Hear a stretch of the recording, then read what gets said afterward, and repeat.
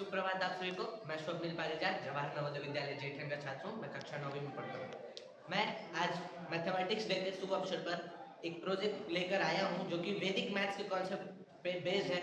वैदिक मैथ्स को अगर हम देखें तो जिसकी जननी भारत है, वैदिक मैथ्स को जन्म भारत ने दिया, संस्कृत ने दिया, वो आज हमारे भारत के बच्चे वैदिक मैथ्स में काफी पीछे हैं। वैदिक मैथ्स की अगर बात करें तो फॉरेन जब से हमारे यहाँ ब्रिटिश करिकुलम आया है पढ़ाई का, वैदिक मैथ्स काफी हद तक हमारे यहाँ से जा चुका है, वो फॉरेन कंट्रीज में जा चुका है और हमारे यहाँ से वैदिक मैथ बिल्कुल खत्म होने के कगार पर है। और ऐसे आधार पर वैदिक मैथ्स को प्रमोट करना काफी जरूरी है। इसीलिए मैंने एक प्रोजेक्ट बनाया है जो कि कुछ इस प्रकार है।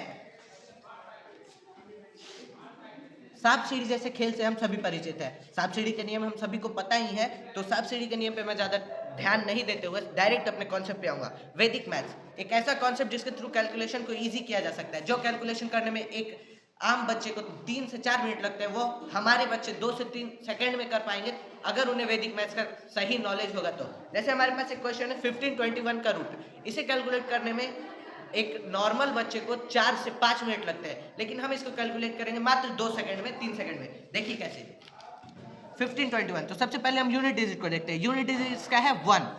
अगर इसका यूनिट डिजिट 1 है तो हम यहाँ पे इसको लेंगे 1, दो ही नंबर्स के स्क्वायर रूट के यूनिट डिजिट में आता है, वो जो कि है 9 और 1। तो इतना तो हम यहाँ से कह सकते हैं कि हमारे यूनिट डिजिट या तो 9 होगा या 1 होगा। रूट 1521 हमारा क्वेश्चन था और ये 2 डिजिट को हमने अब हटा दिया। लास्ट 2 डिजिट को अगर हम देखें तो ये लाई करता है 16 और 9 के स्क्वायर के बीच में।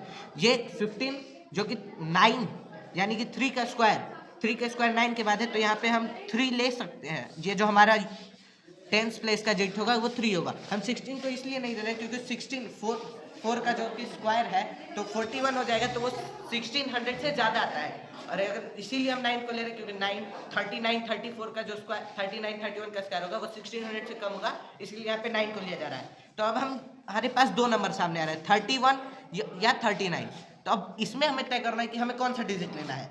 तो जैसे कि यहाँ 1 6 और 9 है, तो 9 जो है वो 3 का स्क्वायर है, 16 जो है 4 का स्क्वायर है, तो हम 3 × 4 कर देते हैं क्योंकि कंसेक्यूटिव नंबर को हमने मल्टीप्लाई कर दिया तो आया हमारे पास 12। और 15 12 से ज़्यादा है तो हम बड़े वाले नंबर को लेंगे। अगर 15 12 से छोटा होता या फिर हमारा जो भी यहाँ नंबर होता वो 12 से छोटा होता तो हमारा आंसर 31 होता। इसी तरह से 1521 का स्क्वायर हो गया 39। अभी मुझे यहाँ पे ज़्यादा टाइम इसलिए लगा क्योंकि मैं आपको एक्सप्लेन कर रहा था, पर अगर बच्चे इस कॉन्सेप्ट के थ्रू निकाले तो 2 से 3 सेकंड में निकल सकता है और ये हमने काफ़ी जगह पर देखा भी है। आते हैं कुछ और क्वेश्चंस पे।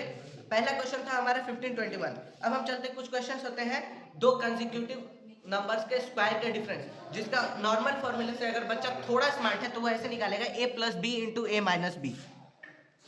और अगर वो बिल्कुल भी स्मार्ट नहीं है, बेसिक कॉन्सेप्ट से शुरू है, तो वो डायरेक्ट पहले स्क्वायर निकालेगा a का, उसके बाद b का, उसके बाद। हालांकि इसका आंसर ये होना चाहिए a - b। अगर वो कंसेक्यूटिव नंबर है तो a - b तो हमारे पास 1 है और a + b हमारे पास जाहिर सी बात है जो भी होगा a + b आंसर होगा, क्योंकि किसी भी नंबर को हम 1 से मल्टीप्लाई करते हैं तो a + b आता है। ये सारे कॉन्सेप्ट वैदिक मैथ्स के आधार पर आते हैं। अब आते हैं कि हमारे गेम में हम, जो कि कुछ इस प्रकार है, इधर आइएगा जरा। हमने यूजुअली सांप सीढ़ी को डाइस से खेला है। इसी डाइस का यूज करके हम सभी सांप सीढ़ी खेलते थे, जिस पे देखा गया कि बच्चे लक के आधार पर जीतते थे, अपनी मेहनत के आधार पर नहीं जीतते हैं। यहाँ पे हमने कुछ पॉइंट्स दे रखे हैं, कुछ क्वेश्चन है वैदिक मैथ्स के। जैसे हमारा क्वेश्चन था 1521, अगर उस क्वेश्चन को 10 सेकंड से कम में बच्चा सॉल्व कर रहा है तो उसे 6 पॉइंट्स मिलने चाहिए और हम दे भी रहे हैं। उसी तरह से अगर वो टाइम ज्यादा ले रहा है तो उसके आधार पर पॉइंट घटते आ रहे हैं। एक समय ऐसा आएगा वो 1 मिनट से ज्यादा टाइम लेगा या तो उसका आंसर गलत होगा। तो अगर उसका आंसर गलत है या वो 1 मिनट से ज्यादा ले रहा है तो उसे हमने 0 पॉइंट दिया है। अब होगा क्या, यूजुअली अगर हम आंसर के लिए किसी एक अलग पर्सन को रखें या आंसर क्वेश्चन के पीछे लिख के रखें तो होगा ये कि एक टाइम पे एक ही बच्चे कैलकुलेट करेंगे, पर हम ऐसा नहीं चाहते थे। हम चाहते हैं कि एक टाइम पे चारों बच्चे कैलकुलेट करें। तो हमने यहाँ पे दिया है कि अगर कोई बच्चा ये आइडेंटिफाई कर लेता है कि सामने वाले का आंसर गलत है तो उसको 1 पॉइंट और बोनस मिलेगा और इसी तरह वो इस रेस में आगे निकल जाएगा। अल्टीमेटम वो अपने मेहनत के बल पे जीतेगा, उसे खुशी ज्यादा होगी और जो हारेगा वो अगले बार जीतने के लिए और मेहनत करेगा। इससे बच्चों का दिमाग विकसित होगा, उनके कैलकुलेशन स्पीड बढ़ेंगे, वो कॉम्पिटिटिव एग्जाम में कहीं ना कहीं बहुत अच्छा करेंगे, हमारे देश का विकास होगा, अल्टीमेटम हमारे बच्चों का विकास होगा। धन्यवाद।